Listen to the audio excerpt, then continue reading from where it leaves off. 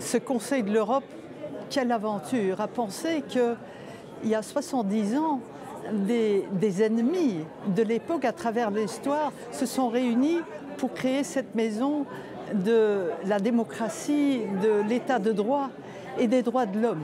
C'est quand même formidable et aujourd'hui, nous avons tendance à prendre ça comme quelque chose de donné, de normal. En anglais, on dirait « we take it for granted ». Or, chaque jour, il faut lutter pour les libertés individuelles.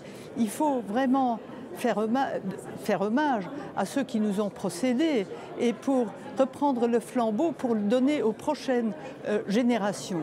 Quand je vois aujourd'hui les jeunes dans les rues pour lutter contre le changement de climat, il y a quand même espoir et nous ne devons pas les décevoir.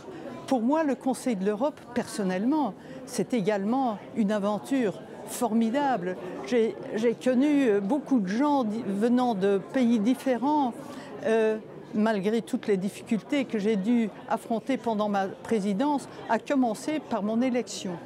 À l'époque, et encore aujourd'hui, il y a un accord entre les groupes politiques pour avoir une rotation. C'était le tour des libéraux.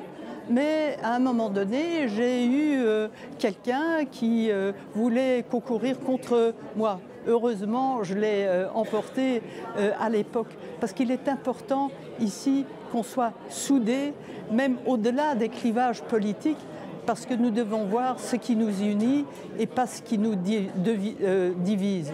Et c'était ça ma maxime pendant toute mon action au Conseil de l'Europe. Et je voudrais remercier tous ceux qui y ont contribué. Et je dois dire, quand j'ai quitté l'année dernière l'Assemblée parlementaire, j'ai quand même gardé beaucoup d'amis.